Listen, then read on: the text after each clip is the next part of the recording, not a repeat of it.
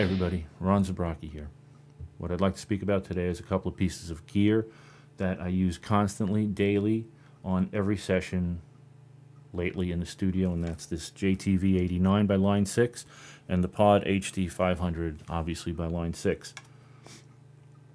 Since they came into my life, my job has become easier, my job has become more creative, my clients have been happy, I've been giving the extra mile a lot easier. One of the most important things for any studio player is to be creative. Sure, you have to give the client exactly what they want. Sure, you have to be able to sight read.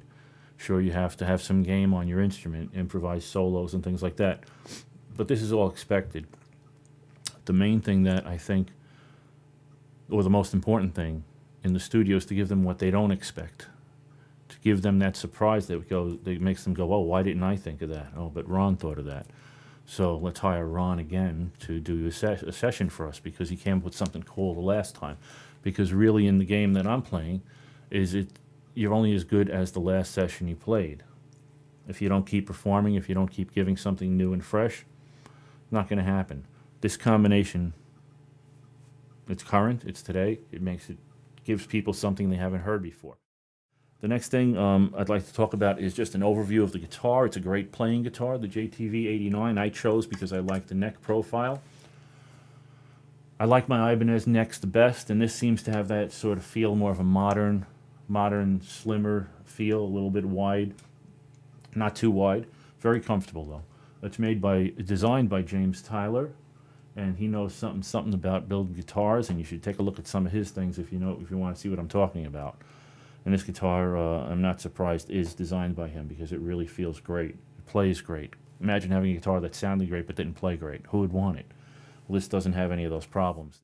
It has a standard 5-position switch, this guitar, volume and tone. A couple of inputs. I'm going in right on the Variax cable that connects me directly to the pod. Also has a standard guitar jack, can be used as a standard guitar. It goes through various types of models, and you can create your own custom ones. And when I say models, it will give the sounds and elements of very good Les Pauls, Telecasters, Stratocasters, semi-hollow bodies, rockabilly type boxes, the Gretches, and everything in between.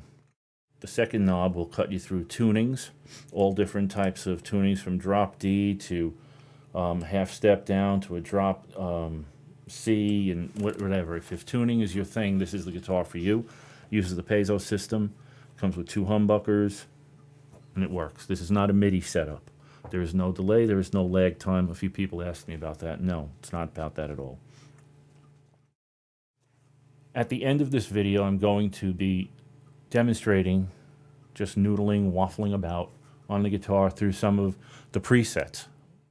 Some of my favorite sounds on here I'd like to mention also, because people are always saying, well, this is going to be later on. There's going to be another video about this. But for now, I do love at least, I don't know, a dozen sounds in here. And that's just amazing. I never have to leave my seat over here to stay in a creative mode. I never have to get up to change amplifiers, change guitars, check the tuning, go through a different setup, a different microphone. If I want to change the microphone, I'm not happy with the sound of the microphone, I could change it easily. If I'm not happy with the cabinet, I want to use a 112, a 212, or a 412. You can use a 412 on an AC30 or a 412 on a deluxe reverb, or you can use a 112 on a Marshall. And then if I want to change for a ribbon microphone, a Royer type of ribbon to an 87 Neumann or anything else, they're all in there. And all the more popular ones are modeled, and modeled very well. I can say that because I own most of those microphones. Another thing I'd like to mention is when I got the guitar, that it might take a few months to get used to. And they were not lying when they told me that. And I said, why? And they said, you'll see, it just seems to be a thing about it, I think. And what the thing was, is if you're playing a Strat or a Tele or a Les Paul and you're holding that guitar, you're hearing what you're seeing. This is different. I think it's just one of those things you have to get used to, is playing a guitar that looks like something other than it is, but it's giving you the really exact sound. A few minutes about the HD500. What I like about this is the complexity of the options it gives you. You can not only go through 1 amp, you can go through 2 amps in stereo and left and right, or anywhere in between panning things.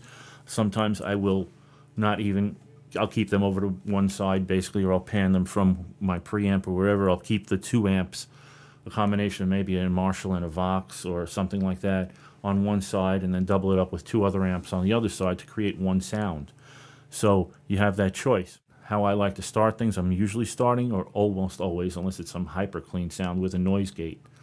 The noise gate seems to be really important on this. It's not that it's a noisy thing, but if I like a lot of gain, so you're going to do that anyway. So I start with a noise gate, then I go into a compressor of some type, then I go into a distortion box of some type. After that, it's usually into the amplifier or amplifier combination, and then after that, I'll put in my delays and my reverbs. A couple of my favorites are just to mention, the tread plate in here I love, the Bomber Uber, and the Angel F Ball. Okay, those are a couple of my favorites, and for the clean sounds, I love the Twin. The Fender Twin emulator. It's a BF Twin, I believe it's called. So thanks for watching, thanks for listening, thanks for reading, and please hang out a bit, watch the quick video of me just having some fun with this combination, and there'll be more to come in the future. Thank you very much. Bye.